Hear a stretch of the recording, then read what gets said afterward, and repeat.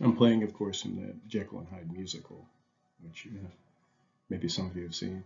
Some of these issues that we're going to be addressing, maybe, if we get around to them, right? But they're good issues, and I think that good means worthy, means they're real issues. One of them has to do with the real. Bertha gets real. Or is it Latimer who gets real? We'll talk a little bit about that here in a few minutes on this video. Complexities in narrative form.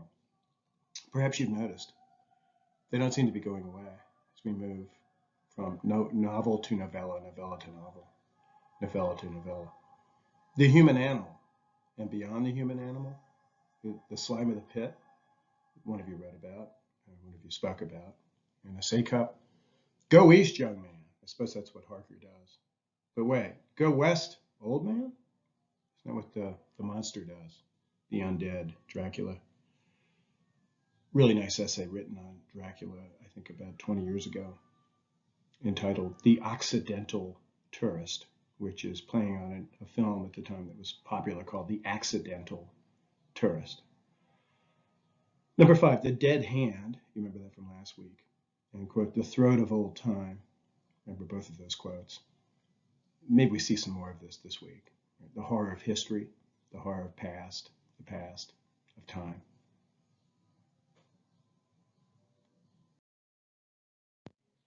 Taking up the first issue. Horror and realism. The reality of it is, it's horrible. But what's it? Well, of course, it's Bertha. She's the one, really. Or is she? That is, or is it? Certainly no maybes about it. Bertha occasions horror. Walking down the, quote, broad stone steps of the Grand Terrace in Prague, you will recall, Latimer feels, quote, an arm slipped within his, and a light hand gently pressing his wrist. And it is, as he puts it, quote, a moment of hell. In this moment, he foresees a future moment in which they will be married, he and Bertha, and he will suddenly, quote, see into her pitiless soul, see its barren worldliness, its scorching hate. Accordingly, he, in this moment, quote, shudders, feeling helpless before her as if she clutched his bleeding heart. I hope that you're reminded of the Carolian, indeed textbook horror scene in which Fosca, quote, detains Marian's hand and plants a reptilian kiss upon it. This scene leaves Latimer with an equally repellent intimation of the serpentine, quote, the green serpent with the diamond eyes remaining a dark image on the retina. When that future moment of insight into Bertha finally arrives for real, as it does in chapter 2 on the evening of the day that Latimer's father dies, he will suffer, quote, a terrible moment of complete illumination. I wish Eliot had said horrible moment.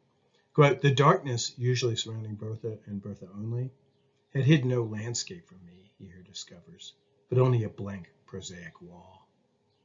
Gone is the exotic image of the great green serpent. Gone the landscape in which it might have moved, only to be replaced by the sight of a, quote, narrow room in which nothing lives, its occupants being, quote, petty artifice and mere negation. This is perhaps the most horrible moment in the book. Bertha is indeed revealed as it. Could we call her she who does not appear to be truly alive, the undead? But is that all there is to it? Isn't Latimer himself pretty horrible too, if not instead? For Bertha gets real. She's exposed as horrible only when Latimer gets real. Only when Latimer chucks romance, eliding or at least eluding for the moment his own growing passion for her, what he later describes as his wild poet's passion. Now that would appear to be just fine. We denizens of Summer Horror 2020, we know all about the dangers of unbridled passion, ladies and gentlemen. But there's something odd about Latimer's anti-romantic moments of realism, his approach to measured fact, his mode of, quote, superadded consciousness of the actual, his, quote, unhappy gift of insight. Note how his getting real would appear to depend upon his exercising the very same poetic, aesthetic, romantic sensibility that he must elude. Paradoxically, he gets real with respect to Bertha. It perceives the real interior beneath the charming, playful exterior, only after, quote, looking at length at, quote, Giorgione's picture of the cruel-eyed woman said to be a likeness of Lucrezia Borgia.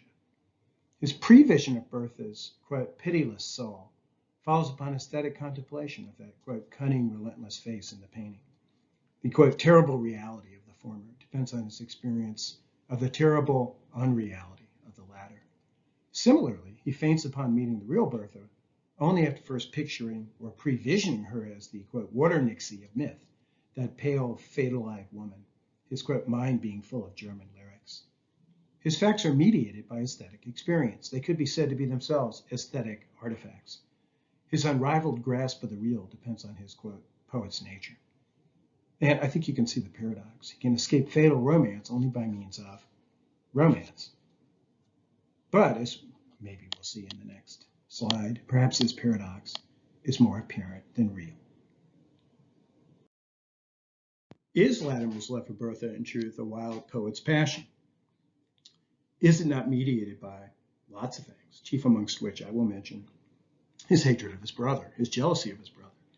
In the days following that horrifying premarital vision of married life with Bertha, Latimer experiences a, quote, wild, hell-braving joy that Bertha was to be mine. This, despite, quote, shuddering with horror as the vision of her true nature recurs to him.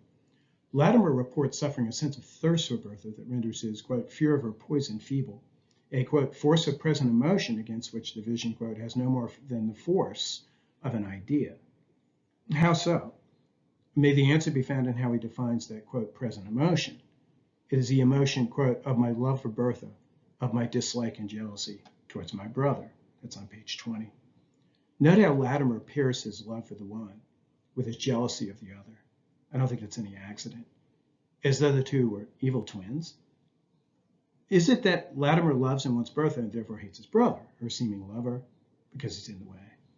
Or is it that he hates his brother and therefore wants and loves Bertha, his brother's intended, because she's a means, you get it, she's a means of in fact triumphing over the brother if he can somehow win her? We will perhaps take up this question and all that it involves and entails in our class discussion tomorrow. Latimer himself offers a little essay on egoism, just after making a somewhat outrageous plea for her sympathy. I believe egoism would be a good term for that which he suffers on this particular reading. Latimer's comfortable with these moral and emotional terms at any rate, and we should be too. Provisionally, not previsionally, however, we may say that maybe that's it. That's the horrible thing that happens, the horrible thing that exists. The egoist's failure to reach out. The egoist himself, in himself, unto himself, being nothing but himself, nothing but self, so helping. A subsidiary Eliatic horror. The perversion of the poetic, the aesthetic, the visionary, as the instrument of cold, clinical knowing beyond, quote, human piety. Cold as ice as science, which of course is the ending of the book, the ending of the novella, or certainly has something to do with it. Issue number 2, complexities in narrative form, the wherefores of such. You have noticed this, and we will talk about this, and in fact, I'm not going to keep you much longer here in this video. Just wanted to point out a certain complexity and narrative that we have in seemingly the most traditional and unexceptional of the narratives that we've been reading lately, which is, of course, The Lifted Veil. And what I would like to suggest to you, and I'll let you read through the next 2 panels on your own, is that Latimer, okay, as you'll see in the next panel, clearly a first-person narrator, right? Nevertheless, seems to, in a sense, embody this kind of narrative alternative of omniscience that is so often associated with the Victorian novel, especially those Victorian novels which are narrated in the third person, okay? So I want to suggest that here in a relatively traditional, seemingly straightforward episode of narrative, such as we have in The Lifted Veil, I actually think we have a complex little wrinkle here, to the extent that the book seems to be, or the novella seems to be, a kind of study of or in omniscience. We'll explain this a little further, and we'll explore this a little further tomorrow, I expect. So I'll leave it as a kind of teasing, perhaps, I'm hoping it teases you out of thought or into thought, part of this little video for now. And I will see you tomorrow.